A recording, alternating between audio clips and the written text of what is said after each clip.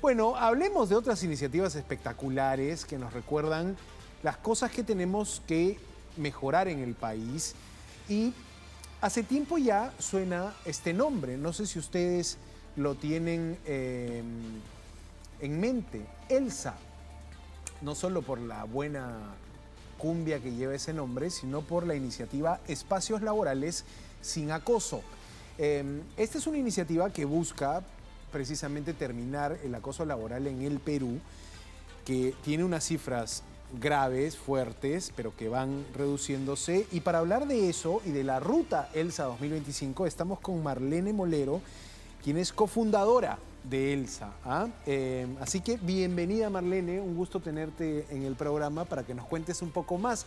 Latina se ha sumado a esta iniciativa buscando que también, yo creo, tener buenas prácticas, ¿no? Para poder interactuar bien entre las personas que forman parte de un equipo de trabajo y hacer que ninguna mujer se sienta en este pésimo momento de un acoso, ¿no?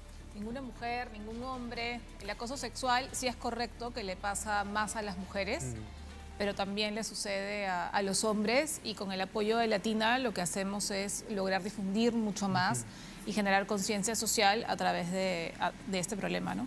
Bueno, ¿cómo nace primero Elsa? Porque no sé si antes había una iniciativa que no forme parte, digamos, que no salga del gobierno, que no salga del Estado peruano, y que más bien piense un poco en esa masa laboral que va creciendo cada año y se dan estos problemas que quizá culturales, quizá de fuerte enraizamiento social, si quieres, sí, en nuestro país, termina expresándose en los centros de labores, ¿no? ¿Cómo nace? Elsa comienza en el 2021, entre la labor, bueno, de Elsa en sí misma, junto con el apoyo del Banco Interamericano de Desarrollo, del BID, porque básicamente vimos que la información que llega a los canales de denuncia o a las líneas éticas, que la gran parte, digamos, de empresas, por lo menos medianas y grandes formales tienen, solo nos muestra la punta del iceberg.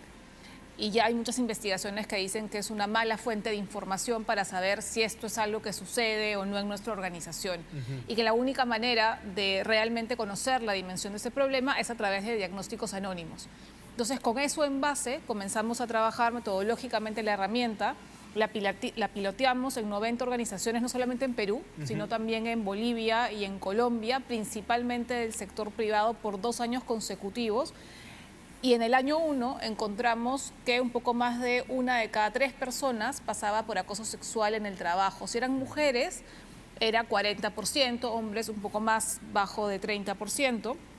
Y al segundo año encontramos que ese porcentaje se había reducido a un 17%. Al día de hoy estamos en una media de 14%, ¿no? Entonces seguimos, digamos, eliminando gradualmente, y además, claro, dentro del acoso sexual hay una variedad de manifestaciones o expresiones. Las más graves son el chantaje sexual, cuando tu puesto de trabajo, o renovarte el contrato, o superar el periodo de prueba, por ejemplo, está supeditado a que tú aceptes desde invitaciones, acercamientos, hasta propuestas mucho más frontales de encuentros sexuales. Eso es la menor parte de los casos, pero igual, digamos, es como un 5%, es grave.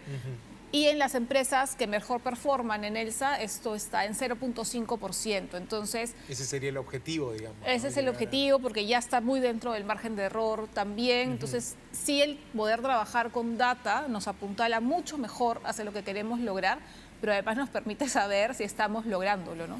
Que es así como se trabajan las buenas iniciativas. Mira, claro, venía hablando de un tema de programa social también enfocado en estudiantes, y gran parte del éxito en el país de los programas sociales que han tenido éxito ha sido la medición, la data. Exacto. O sea, manejar cifras y poder reducir. Tú me has dicho que han pasado de un 34% de incidencia de acoso sexual laboral a un 14%. Sí. Es reducir más de la mitad. Sí.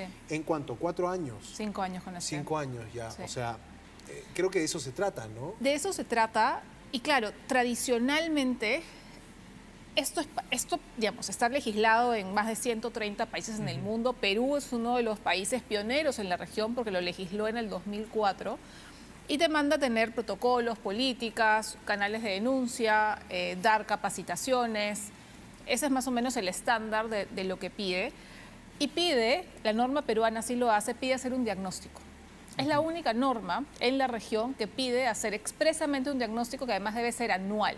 ¿Y qué entidad tiene, qué espacio el Estado tiene que hacerlo, digamos? Tiene que hacerlo todas las empresas y el Estado también. Pero el ahora, Ministerio ¿quién fiscaliza? Esa es la SUNAFIL. Entonces, correcto. claro, habrá que ver qué tan fiscalizada es esta obligación, porque medir sí es importante, porque nosotros medimos pues un número importante de empresas, y como trabajamos principalmente hoy por hoy con empresas formales, normalmente ya tienen los canales, ya capacitan. Exacto, pero cumplen con toda la legislación. Cumplen con la legislación, pero su personal no sabe que tiene una política, no sabe dónde está el canal de denuncia, no entiende que es acoso sexual, tienen normalizadas una serie de conductas, ¿no? Pensarán que son personas coquetas, no sé. Entonces tienen normalizadas una serie de cosas.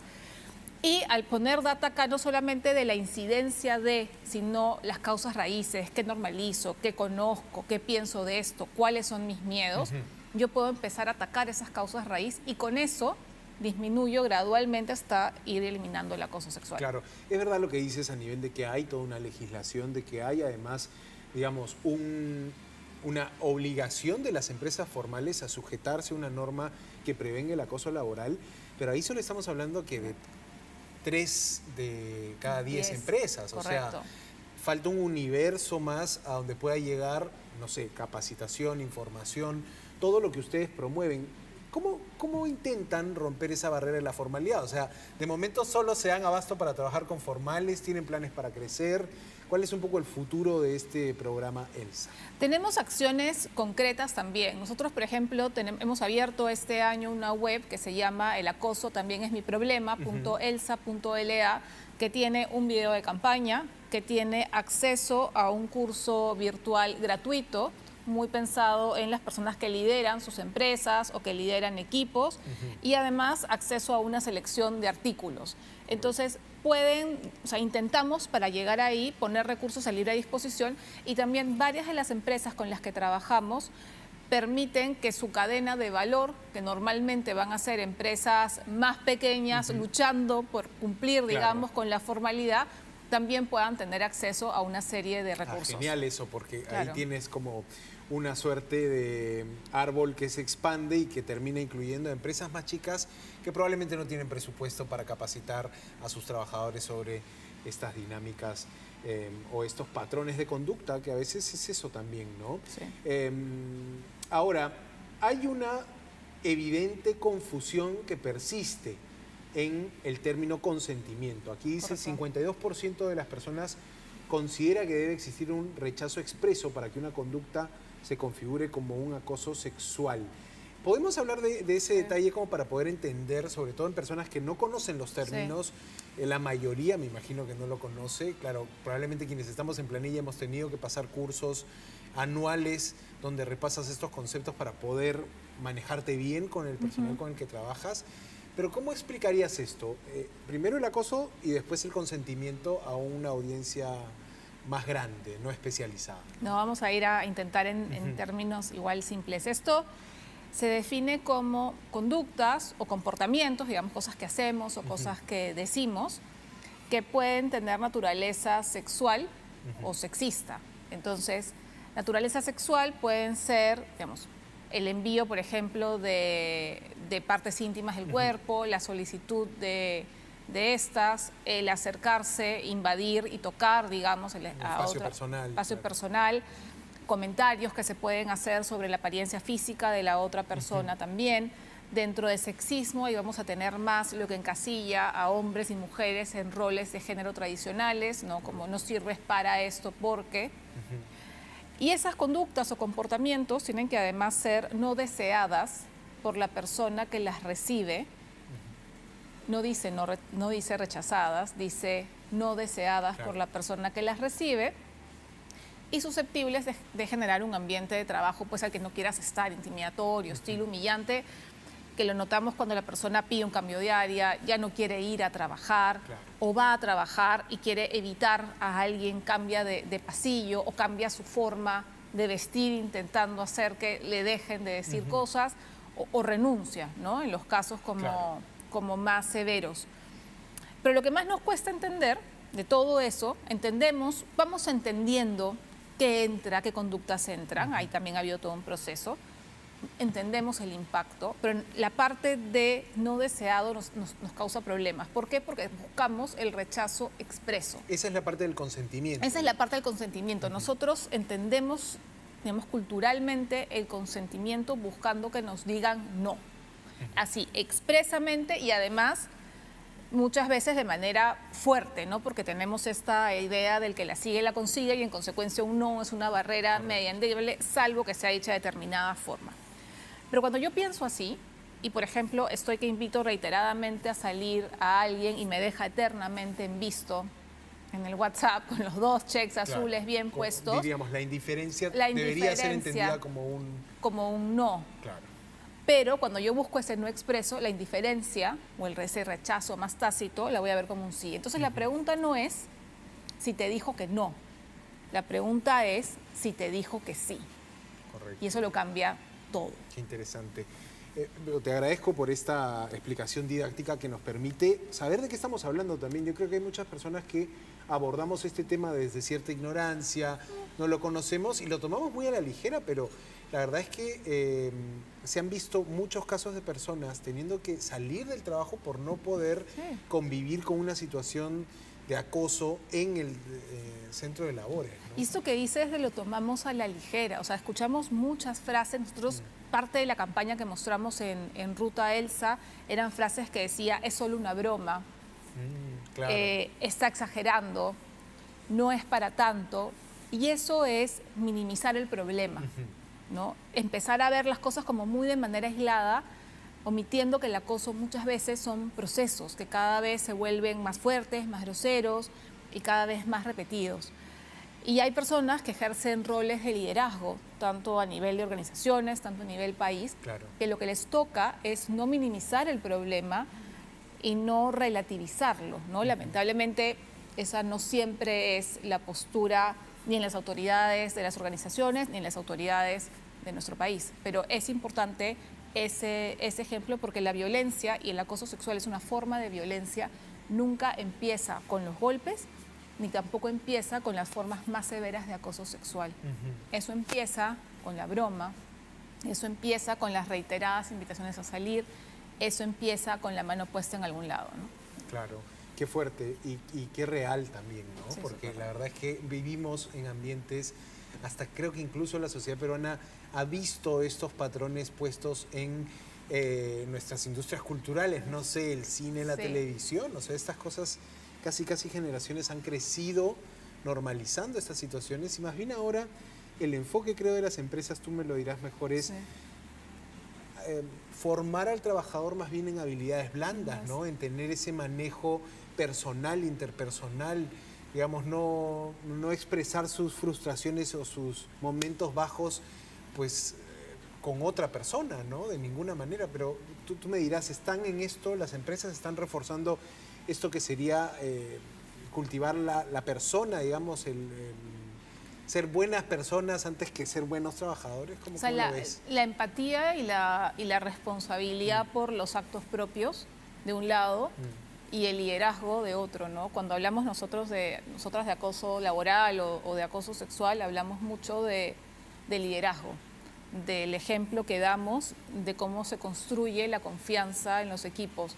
Yo te diría que en un nivel del empresariado sí, esta es una constante y coincido con algo que comentaste antes, que esta no es la realidad absoluta de todo el país y ahí todavía hay que construir mucho. Lo que pasa en los centros de trabajo no son eventos aislados, lo que pasa en los lugares de trabajo es el reflejo de lo que pasa en otros espacios de nuestra sociedad, en la calle, donde trabajamos, donde estudiamos, en la familia. Entonces, culturalmente construimos muchísima permisibilidad en distintas formas de violencia contra la mujer. Por eso, culturalmente, esto involucra cambios mucho más fuertes. Con Elsa lo que vemos es que este cambio sí es posible. Ahora, la documentación, digamos, la literatura que genera Elsa a nivel de encuestas, diagnósticos, mapas, ¿dónde están? O sea, pueden ser puestos Sí. al servicio del gobierno para que diseñen mejores políticas públicas, digamos. ¿Qué hacen con todo esto, esta inteligencia que generan alrededor de este problema? La data es pública, la data, parte de la misión de ELSA también es poner esta información al servicio de la academia y al servicio del Estado también. De hecho, el Ministerio de Trabajo, la SUNAFIL, el Ministerio de la Mujer en algún momento también han hecho recurso de la data que genera ELSA, porque en el país tenemos información valiosa sobre distintas formas de violencia. Tenemos información sobre violencia física, sexual y psicológica, pero no tenemos medido la incidencia de acoso en el trabajo ni en ningún otro espacio en realidad. Entonces, ELSA, por lo menos dentro del ámbito formal, cubre esa información. Nosotros por año generamos entre 40.000 y 50.000 entradas de información solo en Perú. Para que se entienda la dimensión de eso, eso equivale a más de un estadio nacional lleno de gente. Denunciando o contando una historia de contándole dándole a ELSA información. Entonces, es bastante Es un data montón, y sí. en lo que vamos de 5 años tenemos más de 300.000 entradas de información, 6 estadios, no sé, Claro, el claro, cálculo pero ahí, ¿no? está bien ponerlo así para hacerlo Claro. gráfico. Pero es un montón de Es un montón de que data, manejan, ¿no? claro. Entonces, claro, sí está puesta al servicio y en algunos casos sí he visto presentaciones que la utilizan. Creo que la cantidad de información que tenemos hoy abre además espacios para repensar algunas cosas de nuestras políticas públicas específicamente en ese tema, ¿no? Marlene Molero, cofundadora, directora ejecutiva de ELSA, gracias por compartirnos un poco más lo que hacen. Gracias también por venir a los estudios a contarnos de esto en este día significativo, donde se recuerda la lucha que hay contra la violencia, ¿no? Hacia las mujeres. Así que un gustazo. Y ya saben más de ELSA, amigos. Así que pueden ingresar a la web que nos dijiste. ¿Podemos repetir la Sí. web para terminar? Es www.elacosotambiénesmiproblema.elsa.la y encuentran recursos gratuitos, cursos virtuales e información sobre el tema.